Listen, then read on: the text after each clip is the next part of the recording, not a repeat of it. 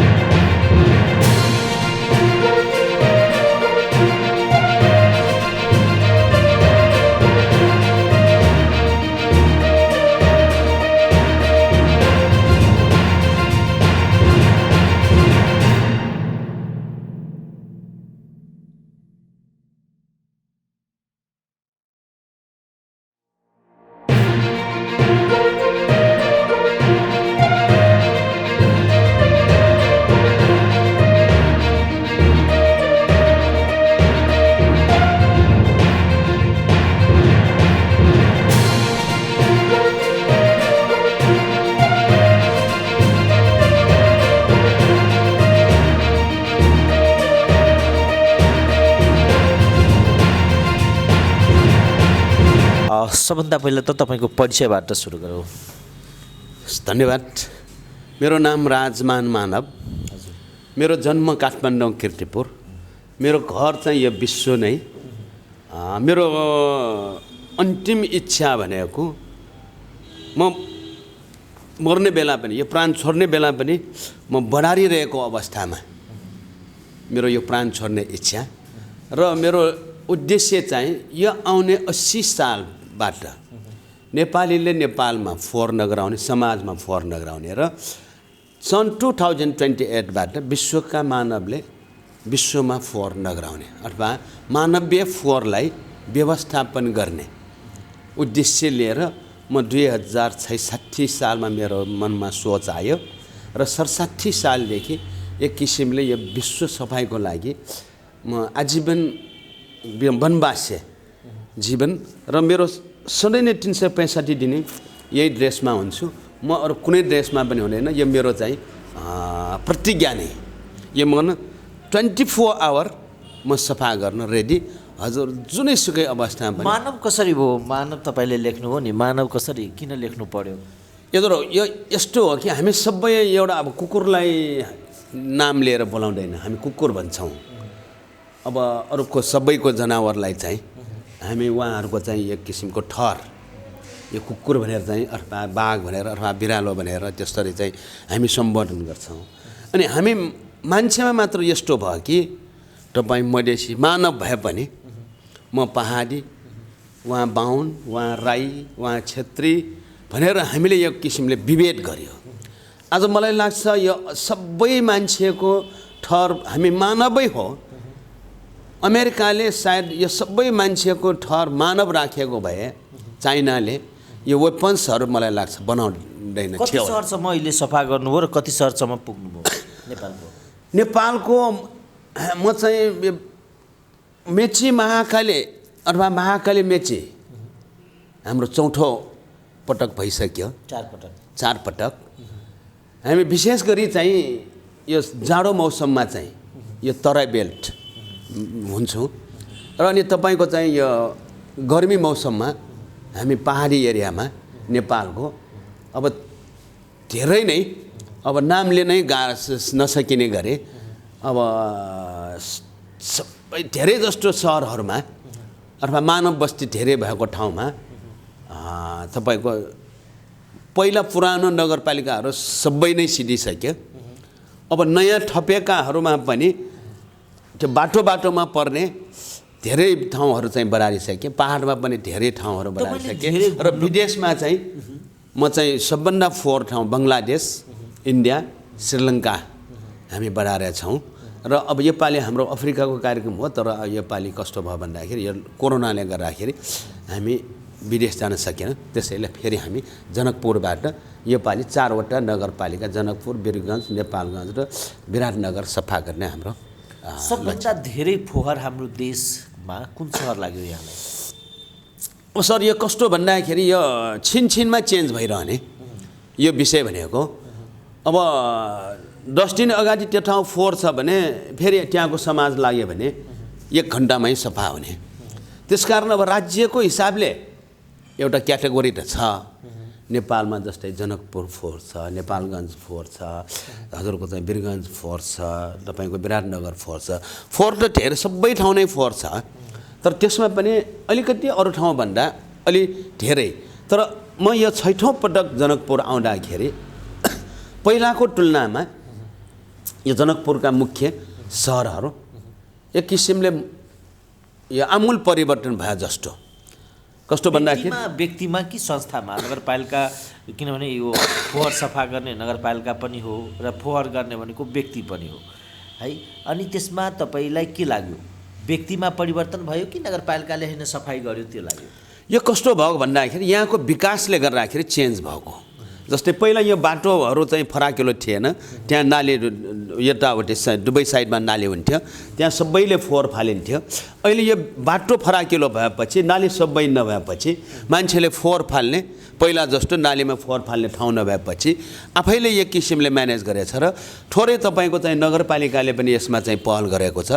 बिहान आउँछ बढार्छ र यहाँ व्यक्तिहरूले पनि पहिला चाहिँ जस्तै पान खाएर धेरै ठाउँमा ठुकिन्थ्यो, अहिले यो सायद विकासले पनि हुनसक्छ मान्छेलाई जथाभावी ठुक्नलाई पहिलाभन्दा न्यूनी भएछ। पहिलो सबभन्दा पहिला तपाईँ कुन सालमा जनकपुर आउनुभयो?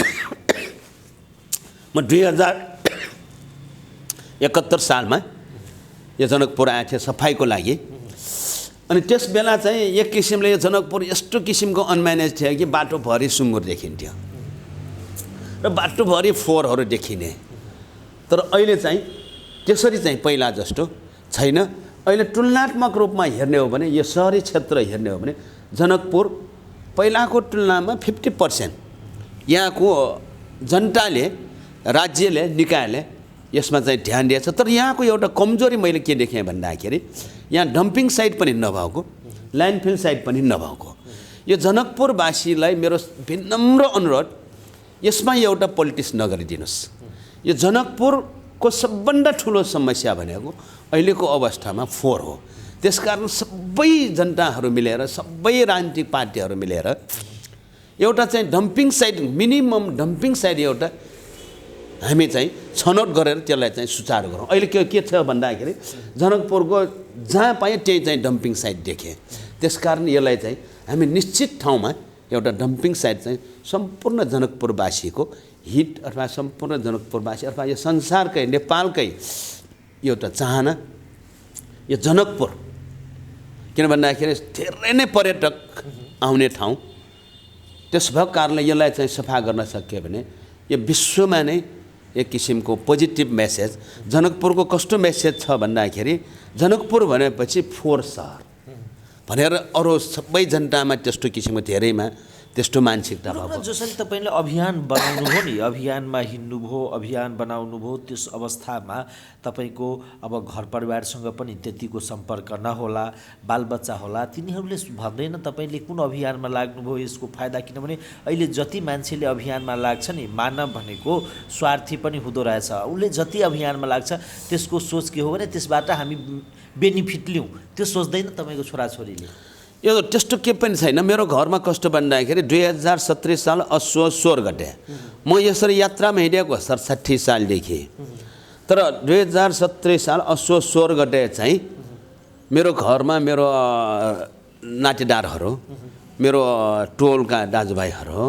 साथीभाइहरू सबैलाई म भोज खुवाएरै अब म चाहिँ यो जीवनभरि चाहिँ यो वनवासी औपचारिक रूपमा वनवासी भनेर त्यसरी नै चाहिँ सबैलाई खुसी गरेर त्यसरी हिँडेको र मैले अहिलेको अवस्थासम्म कतिजना छोराछोरी छन् मेरो 2टा छोराहरू छन् अहिले 97 वर्षको आमा छन् मेरो जान छन् उहाँहरूलाई सबैलाई खुसी छन् उहाँहरूलाई कुनै त्यस्तो छैन किन भन्दाखेरि यो कार्य गर्नै पर्ने यो कसैले भए पनि गर्नै पर्ने कार्य हो संजोगले हामीले अवसर पाएँ मैले अवसर पाएँ त्यो अवसरलाई चाहिँ हाम्रो सम्पूर्ण परिवारले एउटा चाहिँ अवसरको रूपमा यसलाई चाहिँ महसुस गरेछ त्यसकारण परिवारमा एक किसिमको हजुरहरू आयो भने त्यहाँ हेऱ्यो भने यस्तो किसिमको चाहिँ रमाइलो छ कि हाम्रो परिवारमा कुनै त्यस्तो चाहिँ मेरो परिवारमा छैन त्यसकारण यो अब अभियान चाहिँ कस्तो भन्दाखेरि यो अब अहिलेसम्म कसैले नगरेको अभियान यो विश्व नै सफा गर्ने अवसर चाहिँ हामी नेपालीले पाएछ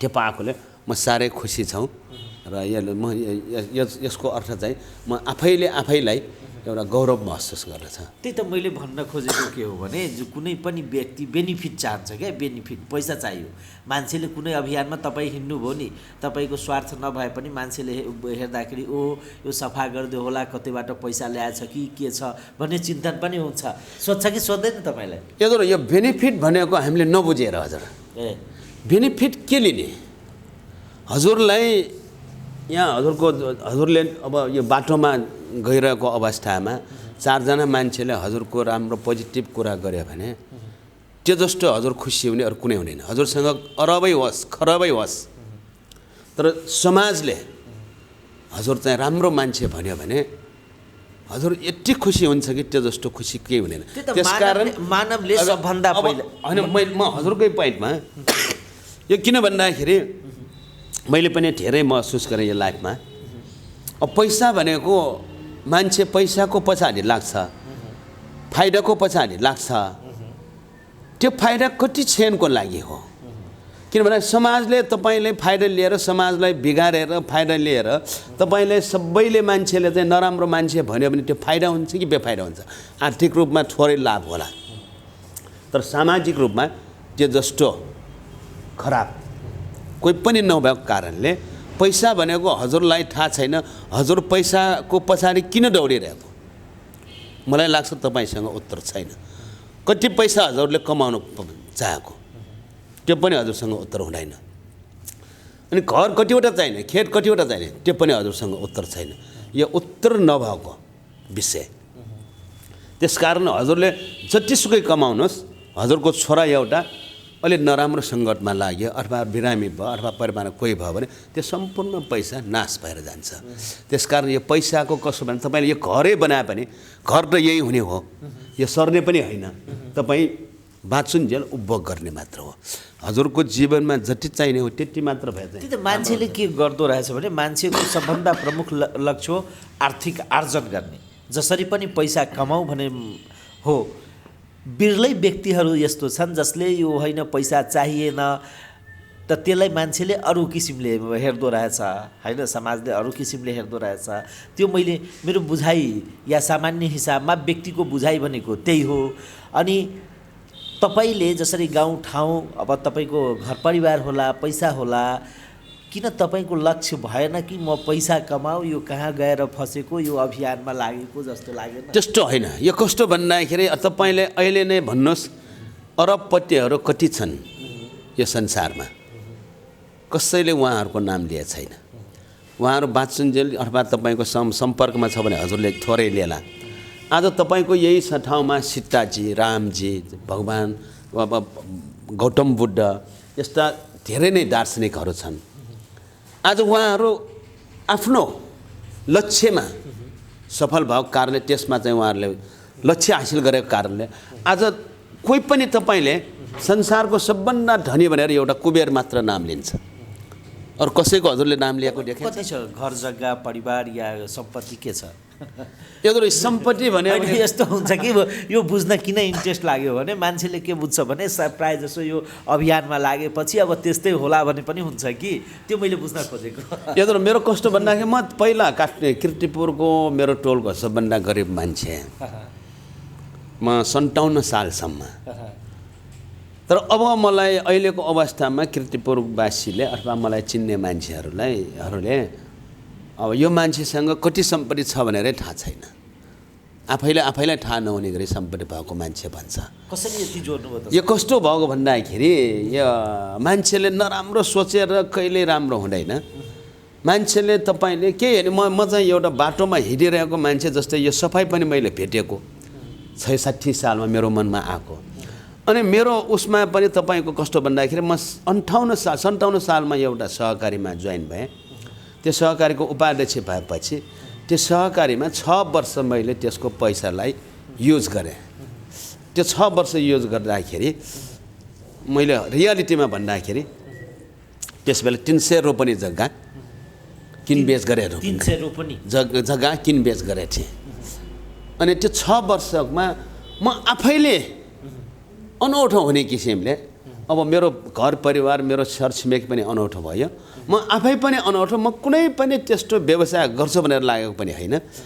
तर कस्तो भन्दाखेरि एउटा लक्की भनौँ न, लकले त्यसो भएपछि मसँग अहिले थोरै भनौँ अब काठमाडौँमा 10-12 रोपनी जग्गा होला, एउटा अब 80-90 रोपनी जग्गा काठमाडौँ बाहिर होला र मेरो घर किर्तिपुरमा एउटा 2-3 जति होला। त्यसरी चाहिँ मेरो चाहिँ छ मेरो एउटा ठुलो रेस्टुरेन्ट नेवालाना भनेको मेरो 91 जनाको स्टाफ छ। त्यो एउटा सामाजिक रेस्टुरेन्ट जस्तो यो कम्युनिटीको रेस्टुरेन्ट भनेर मैले चाहिँ त्यसमा राखेको छु। त्यो सम्पूर्ण हाम्रो टोलवासी त्यसमा सहभागी भएको र सबै टोलवासी त्यसमा साउजी पनि कामदार पनि एउटा सामाजिक आर्थिक स्वावलम्बन भनेर एउटा चाहिँ त्यो प्रोजेक्टलाई नाम दिएछु। समाज कसरी आर्थिक रूपमा सक्षम हुने, जस्तै म भन्छु मेरो टोल भनेको वर्ल्डकै सबभन्दा धनी टोल भन्छु। धनी भनेको अर्थ कस्तो भन्दाखेरि काम भएको, रोजगार भएको। हजुरहरूले धनी भनेको अर्थ चाहिँ सम्पत्ति भयो, पैसा भएर धनी हुने होइन। जस्तै तपाईँको यो भन्दा 70 साल अगाडि राणाहरूको यो देशै हो। अहिले हजुरहरूसँग सोध्यो भने को राणा छ अहिले यहाँ? तपाईँहरूले त्यस बेला त्यत्तिका सम्पत्ति भएको राणाहरू अहिले कोही पनि छैन। त्यसकारण सबभन्दा ठुलो धन भनेको तपाईँको काम हो। काम भयो भने धन हुन्छ। तपाईँसँग धन भएर हजुरको छोराले काम गरेन भने त्यो सम्पूर्ण मलाई लाग्छ उहाँ एकजनाले नै त्यो उडाइदिन्छ सम्पूर्ण। धन्यवाद। वेलकम।